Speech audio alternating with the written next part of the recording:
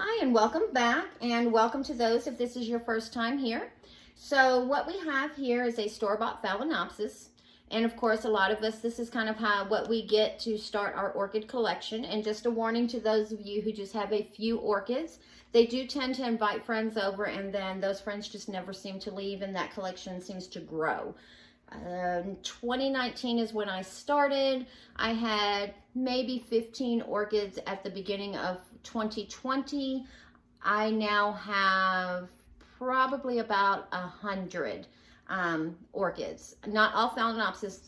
The bulk of my collection is Phalaenopsis. I do still love the Phalaenopsis. I do have some Oncidiums, Dendrobiums. I have one Cymbidium and a couple of Cattleyas. And Cattleyas would be my second favorite orchid. However, we're not talking about that today. We're talking about our store-bought Phalaenopsis. So once you get her home, a lot of people will tell you don't repot until the blooms fall off, or you'll kill it. You'll kill all the blooms. Not true. If your orchid is in need of a repot, let's just say that these roots were rotten and the media was going off, and by going off I mean it kind of had a foul smell to it, and you felt that the best thing to do for the orchid was to repot her as soon as you get her home, repot her. Again, this is all personal choice, what you do and your choices. I used to repot all of my orchids as soon as I got them, regardless of whether they had a good root system, bad root system, whether they looked completely healthy. I would repot them because I was so afraid. I have now discovered that that is not necessary. Most of the time I will, especially if they come in the moss, I have found that if I train them before I repot them into bark, they transition a whole lot better. I have a lot less root loss at the end of the day, and the leaves don't droop as much. They don't tend to fall off from the stress.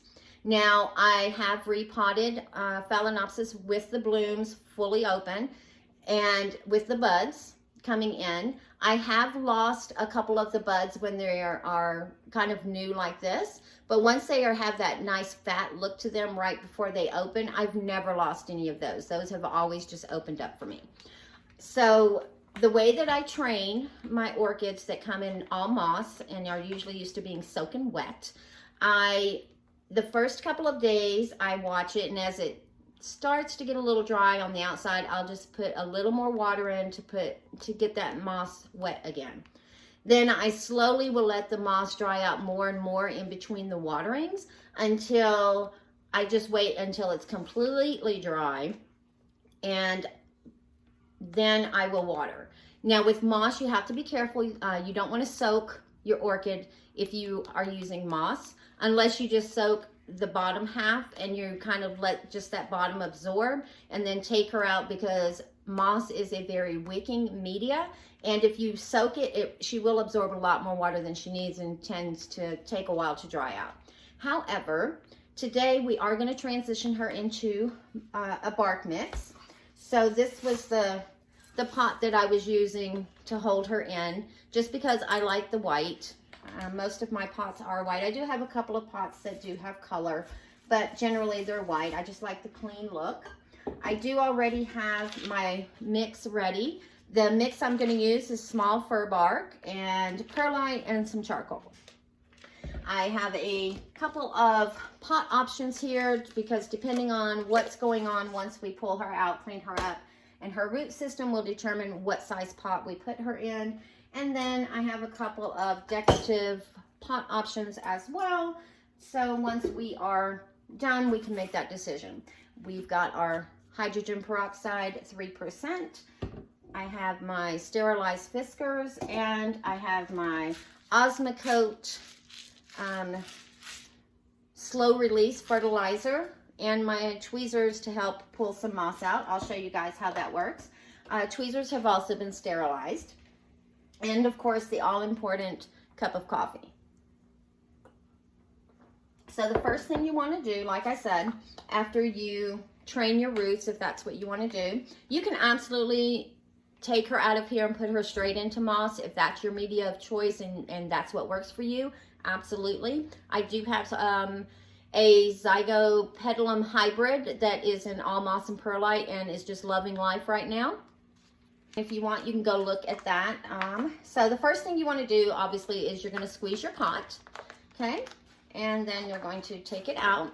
So I'm going to reposition the camera so that we are looking at the counter now. So it is a lot easier for you guys to see what I'm doing. And then I will take these off. You can take the spikes out, or stakes, I'm sorry, the stakes out before you take her out of the pot or after. It's just really, again, personal choice. I am going to go ahead though, and I am going to cut the spikes. I'm not going to cut them down too far in the event that I might need one or both to kind of stake her up after we go through this. So let me put my glove on because I don't know what is in this moss. And sometimes moss has little sharp fur pieces in there and they can cut, and if they get in, it's almost like having a splinter and that can get infected, and it's just all that good stuff. So if you look right now, see this right here, if you look in the pot and you see a bunch of these in the pot, that is an indicator that you may want to repot right away. However, if most of your roots look like this when you're purchasing your orchid, then this is pretty much safe from the outside anyway to go ahead and purchase, and you can probably just leave her in this. Now I did water her a little bit today and kind of let her sit in just a little bit of water to soak up, because it's a lot easier to remove moss wet than it is dry.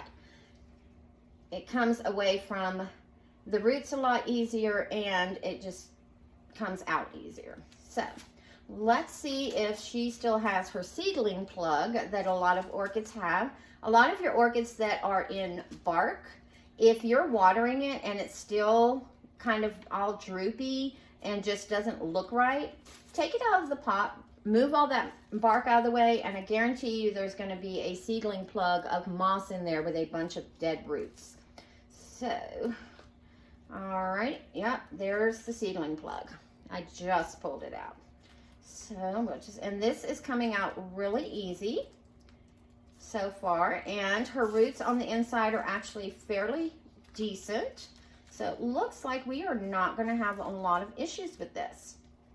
So I'm thinking of doing a video of showing you guys how to pick out a good orchid at like the grocery store, your big box store. Just kind of picking a couple up, kind of going over if I would buy it, why would I buy it, why wouldn't I buy it. If that's something that you guys would be interested in, go ahead and put that in the comments down below, because right now would be the best time to do something like that, with it being spring and they are getting in a lot of the orchids.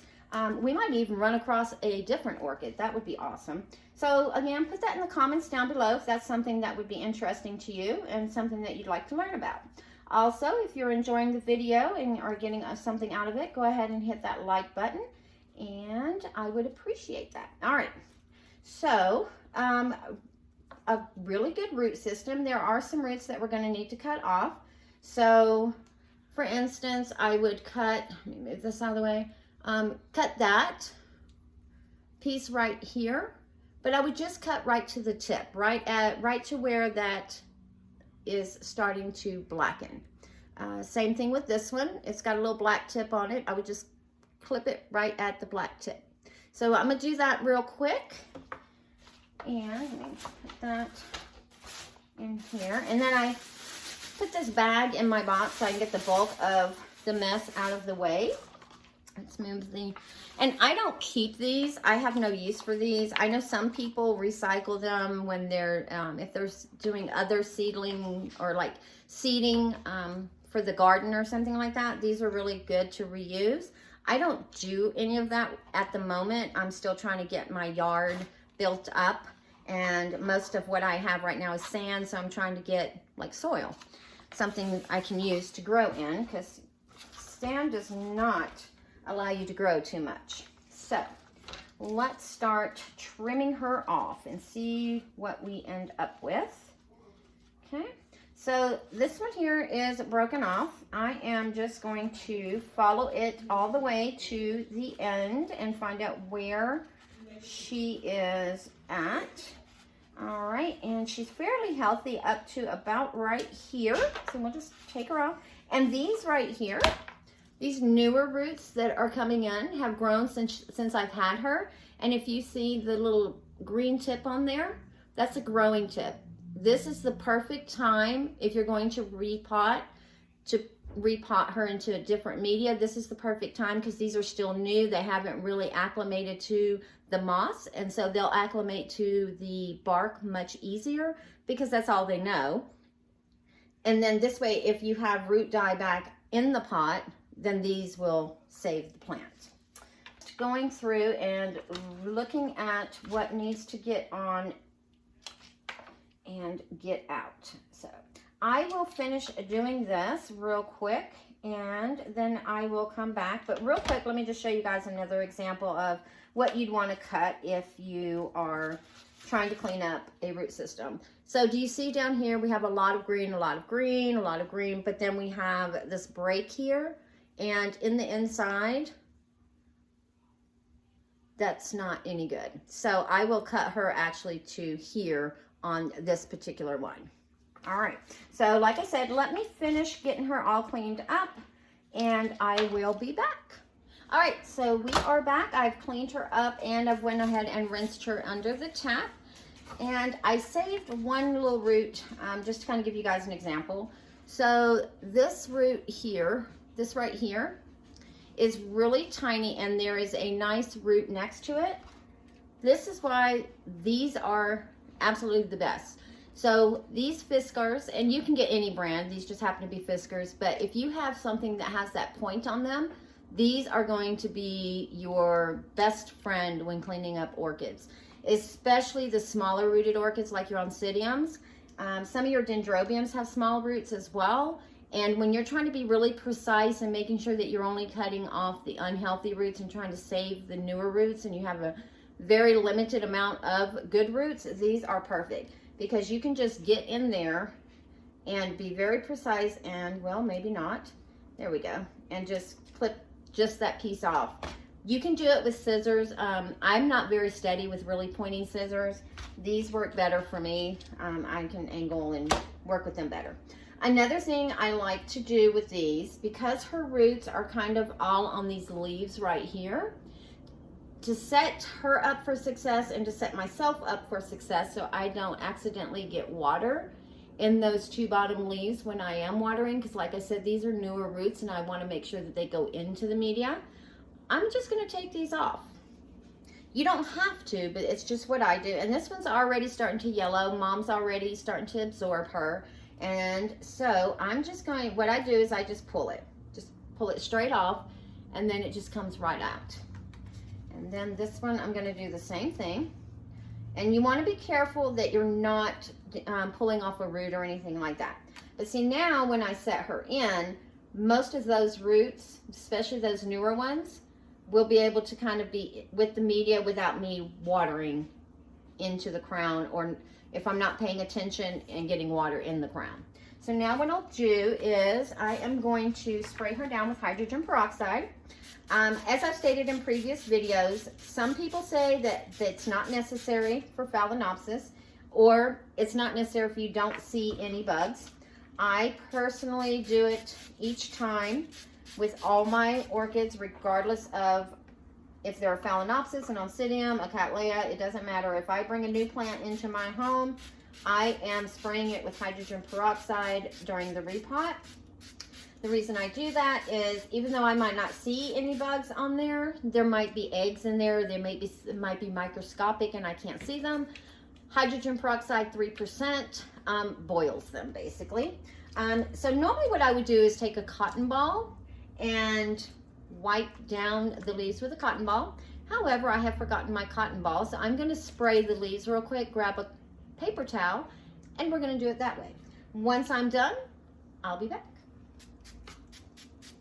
I'm just going to wipe them off this way. And normally you don't want to wipe the bottom of your Phalaenopsis leaves like I've stated in the past, just because that's the stomata, that's where they grow. However, it is a good idea, in my opinion. Again, what I'm telling you is my opinion. It works for me. Your environment might be different. I grow in my living room, it's a literal living room. I mean, people come in and out of it all the time. And so it's not a controlled environment. So I like,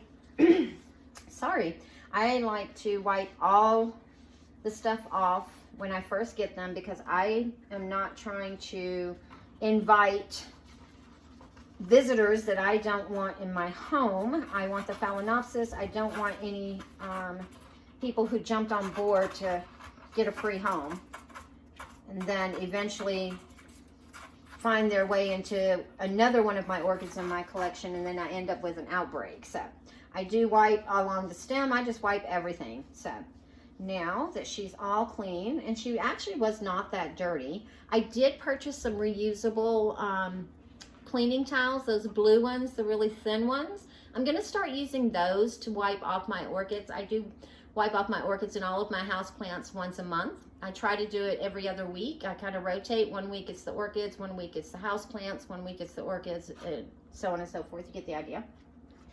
And this way I keep the dust off of them so that they can do their job of absorbing the light and feeding the orchid and generating all that energy and whatnot.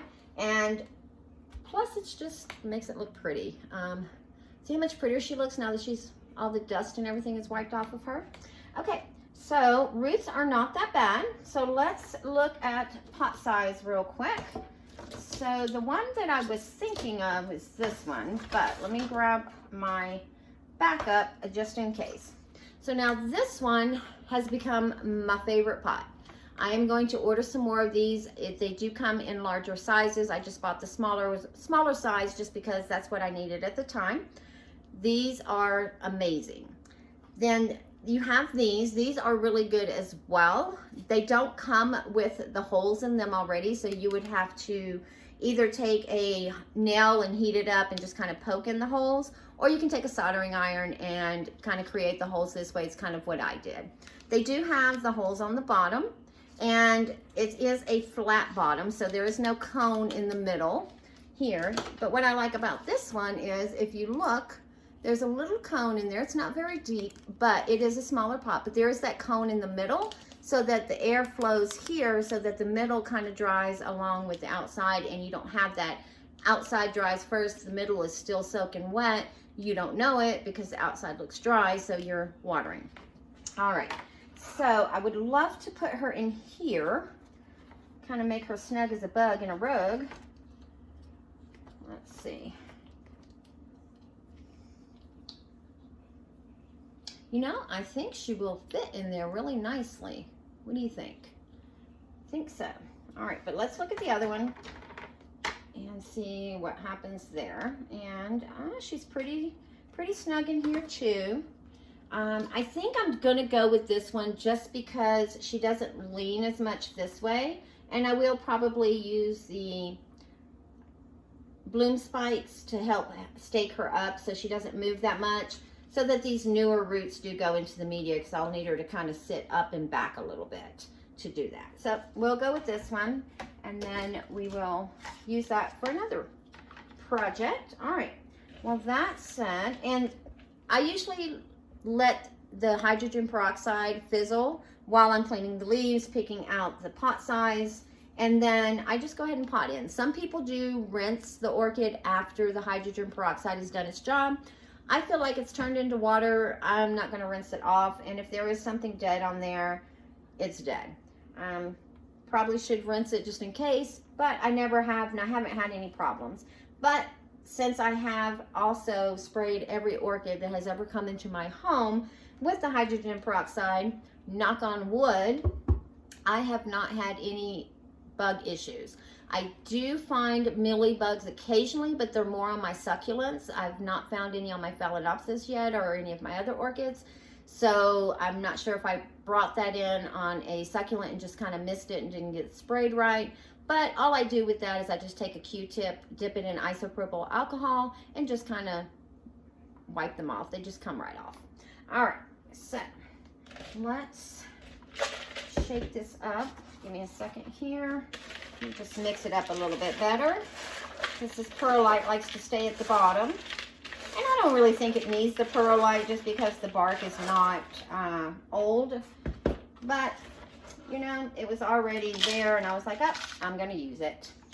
So, let's shake her in there. And then I will stake her. And you guys have seen this before. It's shake, pat, shake, pat. Put bark in, pat. So I'm going to go ahead and pause it right here. I'll finish this and then we'll come back with the final product and final thoughts.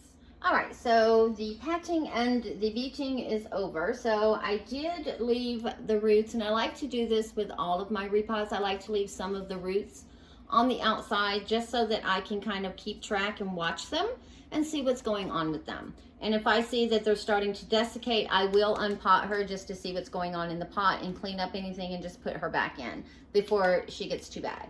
And if you look back here, I did put the 2 main, and then this one wasn't quite long enough, but I have a little trick. So what I like to do is I'll take a bigger piece of bark and I will just set it, lean it right up against it so that, maybe, let me do it with this hand, so that it kind of makes her go down into the media and not continue to be an aerial root. Love aerial roots, but these are my replacement roots in case the roots that are in here desiccate and die off. So these are my replacement roots, so I need to make sure that all of them are going to go into this new media.